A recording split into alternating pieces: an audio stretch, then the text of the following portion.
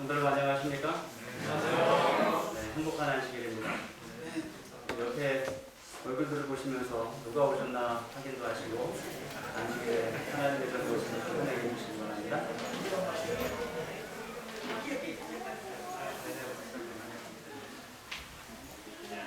네, 우리 오늘 안식일에 우리 최성현 장모님의 모친 되시는 우리 선생님께서 오셨습니다. 우리 잠깐 인사하실 때 함께 환영해 주시기 바랍니다.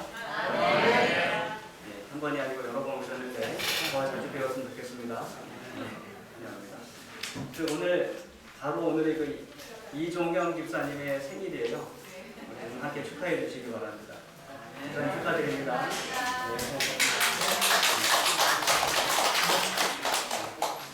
아름다운 찬양을 준비해서 하나님께 영광을 돌리고 또 우리에게도 하나님을 찬양하는, 함께 찬양하는 기쁨을 주신 우리 오세라 학단에 감사를 드립니다. 오늘 예배 후에 우리 직원회와 건축위원회가 있겠습니다. 건축 자금을 위한 중요한 회의가 됩니다. 우리 직원들은 한 분도 빠짐없이, 또 장로님들도 한 분도 빠짐없이 다 참석해 주시기 바랍니다. 이제 새성전 건축표와 함께 외치도록 하겠습니다. 제가 검은 글씨를, 성도님들이 파란 글씨를 외쳐주시기 바랍니다. 성도여, 한 마음 한 뜻으로 새 성전 건축하라. 주님이 하십니다. 우리도 따르시다. 다시 한번 하시겠습니다. 성도여, 한 마음 한 뜻으로 새 성전 건축 완성하라. 주님이 하십니다. 우리도 따르시다. 아멘. 새성전 건축 소식을 좀 전달해 드리겠습니다. 여러분들이 밴드를 통해서 또 교회 주보를 통해서 많이 접하시겠지만 그래도 몇 가지 함께 밴드나 못 보시는 분들을 위해서 설명을 좀 드리겠습니다. 보시다시피 우리 교회 터에 이렇게 울타리가 쳐졌습니다. 지난 월요일 날 울타리가 다 설치가 되었고요.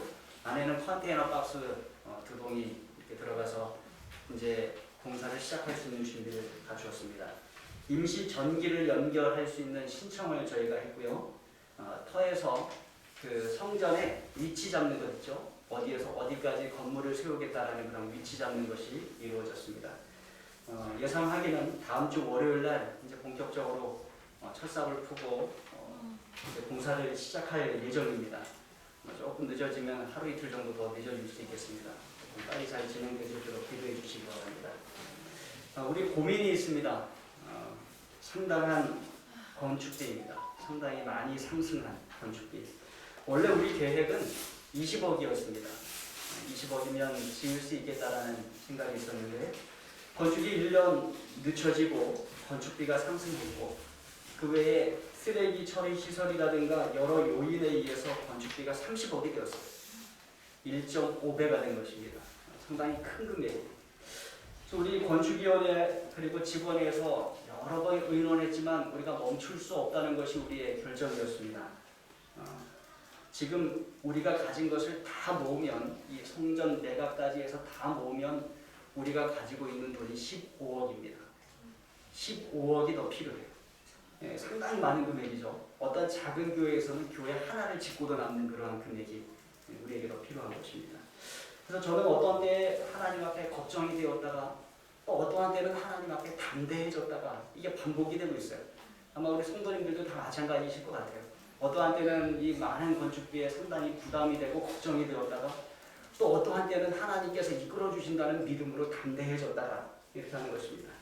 여러분 우리가 함께 기도함으로 또 하나님 앞에 순종함으로 나아가게 되길 간절히 바랍니다. 아멘. 우선은 좀 대출을 받을 생각입니다. 그래서 그것을 위해서 오늘 오후에 저희가 의논을 합니다. 우리 성도님들이 이 일이 잘 이루어질 수 있도록 기도를 좀 해주시기 바랍니다. 이제 데살로니가전서 4장 6절에 있는 말씀을 함께 읽도록 하겠습니다. 함께 읽도록 하겠습니다. 데살로니가전서 4장 6절입니다. 함께 읽습니다. 시작. 이 일에 분수를 넘어서 형제를 해하지 마라. 이는 우리가 너희에게 미리 말하고 증언한 것과 같이 이 모든 일에 주께서 시험하여 주시노라. 네. 우리는 여러 시간째 데살로니가전서 4장 3절로 8절에 있는 말씀을 가지고 은혜를 나누고 있습니다. 이 말씀을 가지고 은혜를 나누면서 우리는 세 가지 질문을 던졌습니다. 그리고 그 세 가지 질문의 답을 찾아가고 있어요. 첫 번째 질문은 What? 무엇에 관한 것입니다. 하나님의 명령은 무엇입니까? 라는 질문의 답을 우리가 찾았습니다. 3절 말씀 함께 읽겠습니다. 시작. 하나님의 뜻은 이것이 너희의 거룩하다. 곧 음란을 버리고. 그러니까 하나님께서 무엇을 원하시는가? 그 답은 우리의 거룩이라는 것이에요. 레위기 19장 2절에 있는 말씀도 함께 읽겠습니다. 시작. 너는 이스라엘 자손의 온 회중에게 말하여 이르라. 너희는 거룩하라. 이는 나 여호와 너희의 하나님이 거룩하니라. 너희는 거룩하라. 이는 나 여호와 너희 하나님이 거룩하니라. 하나님께서 우리가 섬기고 우리가 예배하는 우리 하나님께서 거룩하신 하나님이시기 때문에 하나님의 백성인 하나님의 자녀인 저와 여러분이 거룩해져야 하는 것입니다. 그 두 번째 질문은 how, 어떻게에 관한 질문이었어요. 어떻게 그 하나님의 명령에 순종할 수 있습니까? 하는 것을 지금 우리가 계속해서 살펴보고 있는 것이고요. 이제 다음 주에 마지막으로 why, 왜에 관한 질문을 살펴보게 될 것입니다. 왜 그 하나님의 명령에 순종해야 합니까? 우리가 지금 살펴보고 있는 두 번째 질문, 어떻게 그 하나님의 명령에 순종할 수 있습니까? 라는 이 질문에 대하여 우리가 상당히 여러 시간 말씀을 나누고 있습니다. 원래 방법에 대해서 할 말이 많은 것입니다. 그리고 방법이 가장 실제적인 것이에요. 그래서 여러 이야기를 나누어야 합니다. 하나님께서 무엇을 원하시는지, 왜 우리가 그것을 행해야 되고 하나님은 왜 그것을 원하시는지, 이것들은 원론적인 것들인데 어떻게 우리가 그것을 할 수 있느냐 하는 것은 실제적인 것들이에요. 이 새성전 건축에 있어서도 그렇다는 것을 제가 느끼게 되었어요. 새성전 건축에 있어서 하나님께서 원하시는 것은 무엇인가? 하나님의 명령은 무엇인가? 무엇인가 하면 하나님의 새성전을 건축하는 것이에요. 오늘도 이렇게 보니까 오늘 좀 이 교회에 와서 예배 드리시는 성도님들이 좀 많아지신 것 같아요. 여러분 둘러보시니까 교회가 어떻게 느껴져요? 네, 꽉 차게 느껴지고 이 코로나 시대에는 더 비좁게 이렇게 느껴집니다. 그러니까 이제 교회가 좁아지니까 하나님께서 우리에게 하시는 명령, 하나님께서 원하시는 것은 무엇이에요? 새 성전을 짓는 것이에요. 새 성전을 지어서 더 많은 영혼들을 구원하고 또 더 많은 사람들이 함께 예배드리고 더 효율적으로 선교할 수 있기를 하나님께서 원하시는 것입니다.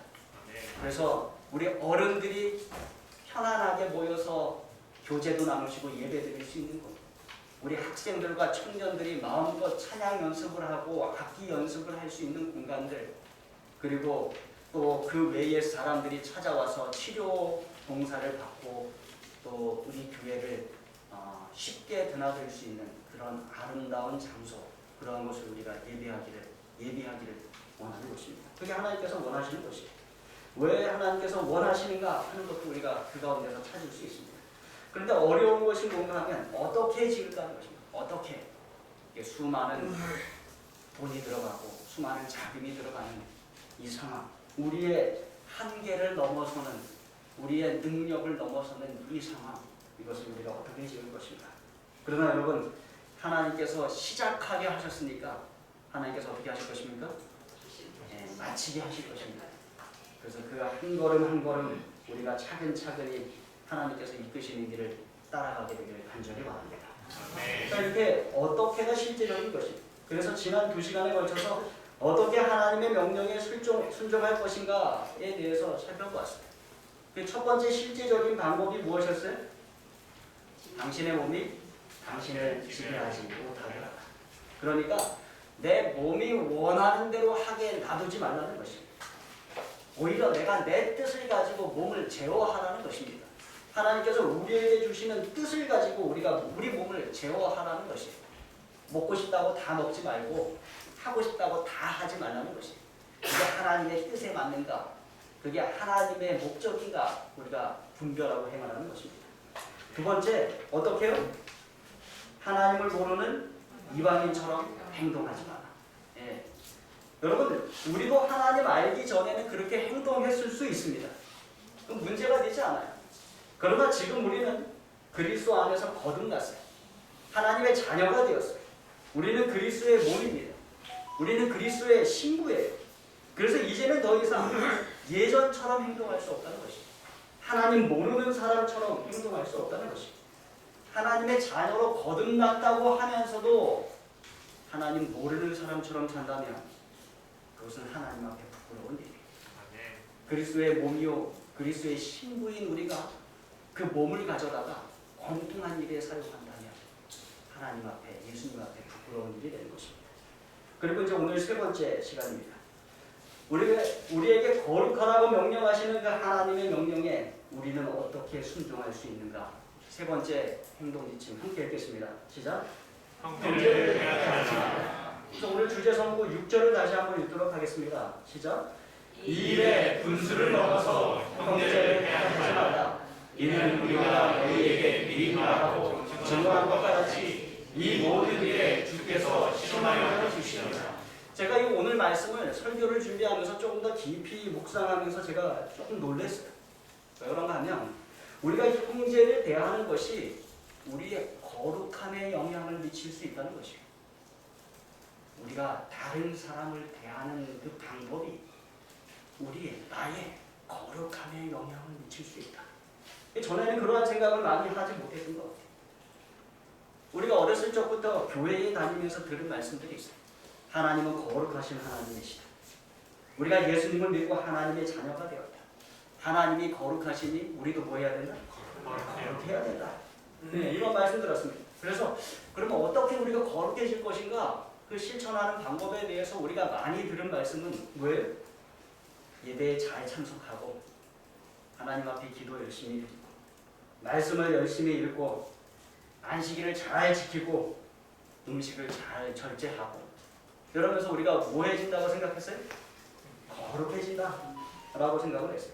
그런데 우리가 사람을 어떻게 대하는가가 우리의 거룩함에 영향을 미친다는 생각은 우리가 그렇게 많이 하지 못했던 것입니다. 그런데 하나님께서 오늘 우리에게 주시는 말씀은 분명하게 하나님은 우리에게 거룩하게 되기를 원하신다. 형제를 해하지 말라. 하나님의 뜻에 따라 거룩하게 되기를 원하는가? 형제를 해하지 말라. 그렇다면 이 형제를 해한다라는 것은 어떠한 말인가? 이 해하다라는 단어를 좀 분석해 보았습니다. 해하다 첫 번째 뜻이 뭐예요? 이용하다예요.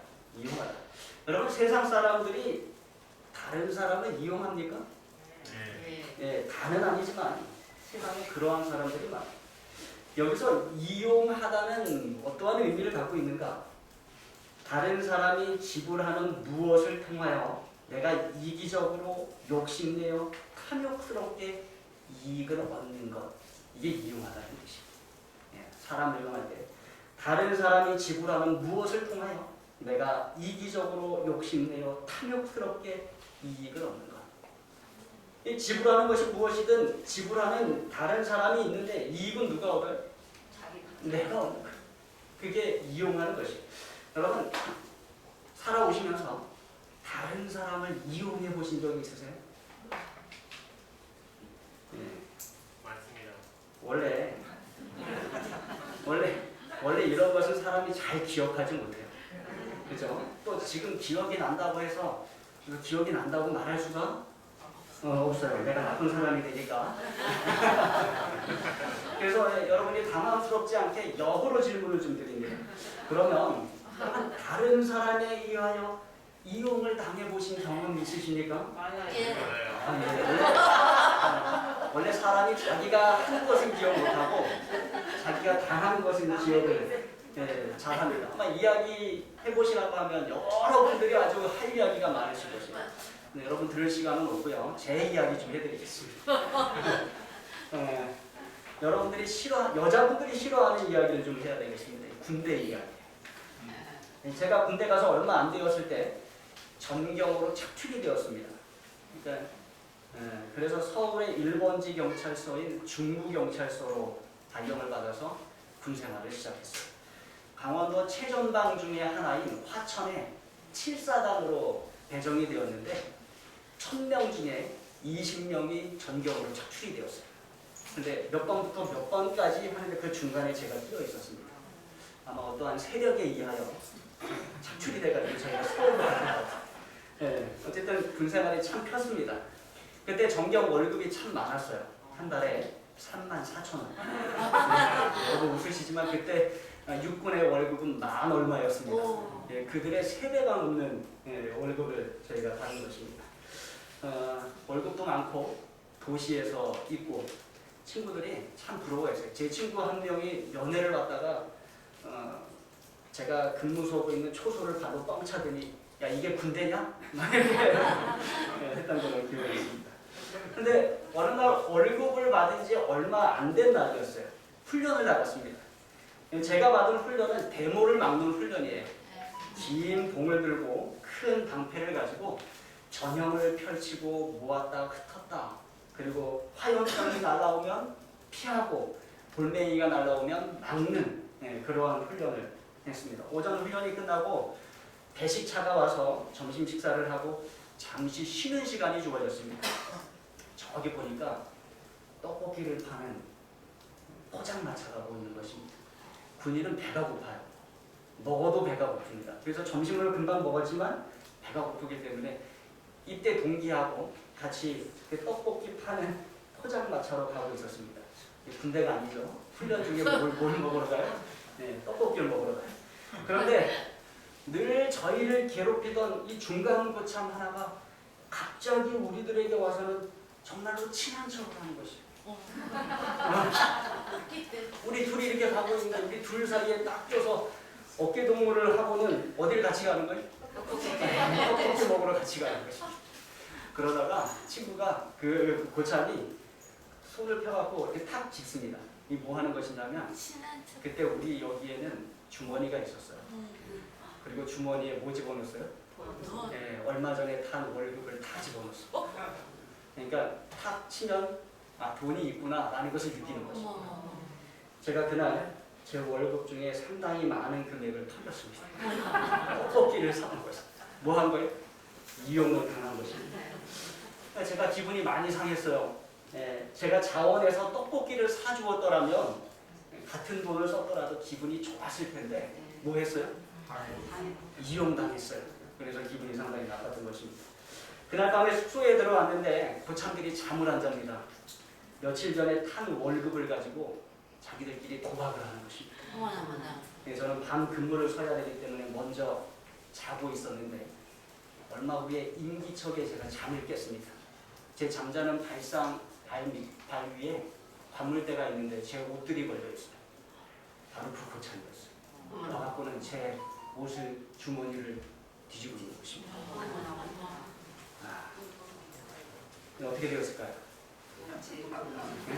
일어나야 돼요. 네. 다행히도 제가 그날 밤에 도박이 시작되는 것을 보고 돈을 떼서 안전한 것에 잘 했습니다. 그래서 나머지는 빼앗기지 않을 수 있었어요. 여러분, 사람들이 우리를 이용합니다. 근데 하나님께서 뭐라 그러셨어요? 이용하지 마라. 내가 거룩하니 너희도 거룩하라. 형제를 해하지 마라. 형제를 이용하지 마라. 형제의 재물로, 형제의 돈으로 내가 원하는 이익을 얻으려고 하지 마라. 하나님께서 이렇게 말씀하십니다. 여러분, 이용하지 마십시오. 그리고 이용당하지 마십시오. 다른 사람의 무엇을 통하여 내가 이기적으로 욕심내어 탐욕스럽게 이익을 얻으려 하지 마시기 바랍니다. 하나님께서 그걸 하지 말라고 했어요. 순종할 때 우리가 하나님께서 원하시는 거룩함에 한 발자국 더 가까이 갈 수 있음을 여러분 기억하시기 바랍니다. 두 번째, 이 해하다에는 뜻이 또 하나 있는데 속이다, 기만하다라는 뜻이 있어요. 여러분, 세상 사람들이 다른 사람을 속입니까? 예, 많이 속입니다. 이 속이는 것이 오늘날 우리 사회의 가장 큰 문제 가운데 하나가 되었어요. 예전에는 속이는 방법이 물건을 팔면서 물건의 가격을 조금 더 올려 팔거나 아니면 저울을 속여서 무게를 조금 더 덜 주거나 하는 정도로 속이는 방법을 썼었어요. 근데 요새는 어떻게 속이는가 하면 인터넷으로 노트북 컴퓨터를 주문하면 뭐가 와요? 돌멩이. 네, 벽돌이 오거나 돌멩이가 옵니다. 네.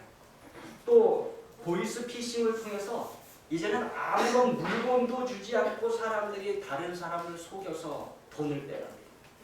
그것도 적은 금액이 아니라 정말로 큰 금액을 그들이 빼앗아 속이는 것이 이 사회에 아주 큰 문제가 되고 큰 어려움이 되고 있는 것입니다.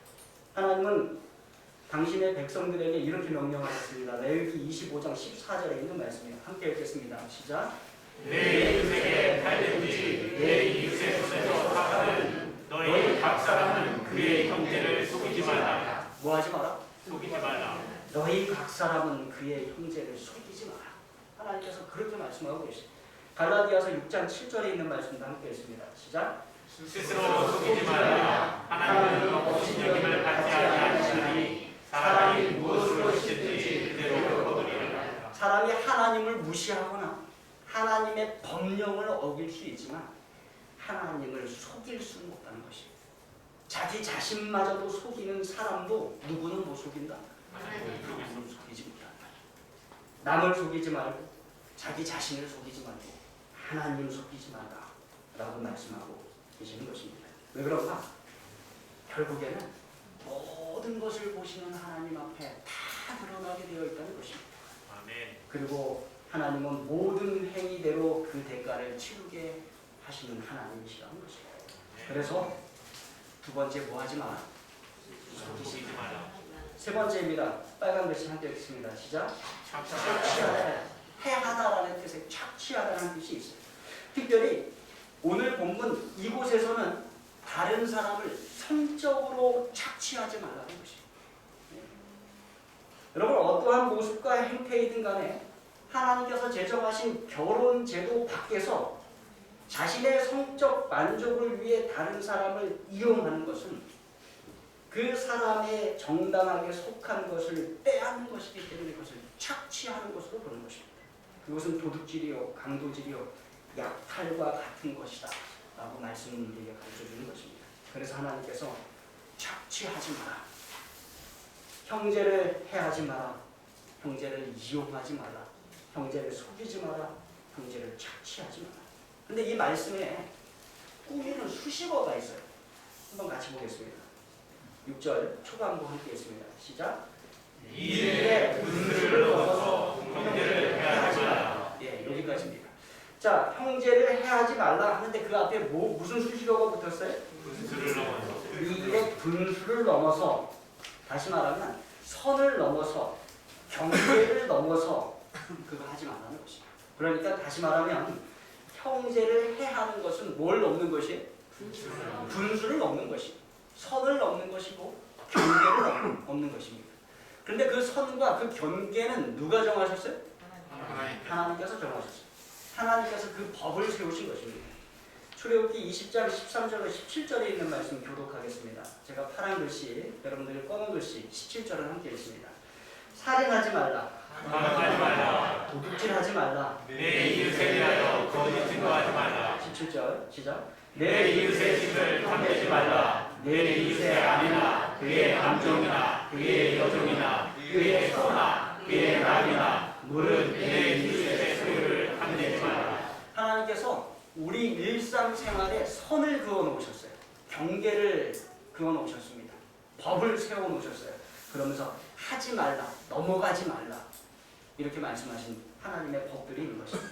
따라서 형제를 해하는 것은 단순히 형제를 이용하고 속이고 형제를 착취하는 데서 끝나는 것이 아니라 그것은 무엇을 범하는 거예요? 하나님의 법을 범하는 것입니다. 여러분 기억하시기 바랍니다. 하나님을 믿는 백성으로서 하나님 법 범하면 안 되는 것입니다. 그래서 예수님께서 이렇게 말씀하셨습니다. 마태복음 18장 6절입니다. 함께 읽겠습니다. 시작. 누구든지 나를 믿는 이 작은 자 중 하나를 실족하게 하면 차라리 연장들이 그 목에 달려서 깊은 바다에 빠뜨려질 것이니라. 이 작은 자 하나를 넘어지게 하고 작은 자 하나를 죄짓게 하고 작은 자 하나를 이용하고 속이고 착취하는 것은 그러한 사람은 뭐 하는 게 낫다? 연자맷돌 목에 매고 깊은 바다도 아니고 그냥 바다도 아니고 깊은 바다에 빠지는 것이 낫다. 이 연자 맷돌 원뜻은요, 당나귀 맷돌입니다. 무슨 말인가 하면 사람이 돌리는 맷돌이 아니라 하도 커서 누가 돌려야 하는 맷돌이에요? 당나귀가 돌려야 하는 그런 맷돌이에요. 여러분 말씀 그대로 당나귀 맷돌을 우리 목에 걸기도 어렵겠습니다. 그렇죠? 뭐 목이 일어서기나 하겠습니까? 또 그 무거운 것을 가지고 깊은 바다까지 나가는 것도 어렵겠습니다. 그래서 이 말씀은 죽음을 피할 정도로 그러한 일을 피하라라고 말씀합니다. 형제를 해하는 일, 이용하는 일, 죄짓게 하는 일, 속이는 일, 그리고 착취하는 일, 정말로 죽음을 피할 정도로 그렇게 아주 심하게 피하라라고 말씀하는 것입니다. 대신에 성경은 형제에 대하여 뭐라고 말씀합니까? 야고보서 2장 8절에 있는 말씀 함께 읽습니다. 시작. 너희가 만일 성경에 기록된 대로 내 이웃 사랑하기를 내 몸과 같이 하라 하신 최고의 법을 지키면 잘하는 것이거니와. 성경은 여러 곳에서 우리에게 우리 이웃 사랑하기를, 우리 형제 사랑하기를 뭐 같이 하라? 내 몸 사랑하는 것 같이 하라. 그리고 야고보 사도는 여기에다가 그것이 최고의 법이다라고 설명을 하고 있어요. 최고의 법. 왜 그게 최고의 법인가? 하나님께서 세우신 법이기 때문에, 하나님의 법이기 때문에 그게 최고의 법입니다. 그런데 성경은 우리 이웃에 대하여 뭐 하라고 말씀하고 있어요? 사랑하라. 네. 그리고 두 번째 성경은 우리 이웃에 대하여 용서하라고 말씀하십니다. 마태복음 18장 21절로 22절. 21절 제가 읽고 22절 읽어주십시오. 그때에 베드로가 나와 이르되 주여 형제가 내게 죄를 범하면 몇 번이나 용서하여 주리이까? 7번까지 하오리이까? 예수께서 이르시되 내게 이르노니 7번뿐 아니라 7번을 70번까지라도 할지니라.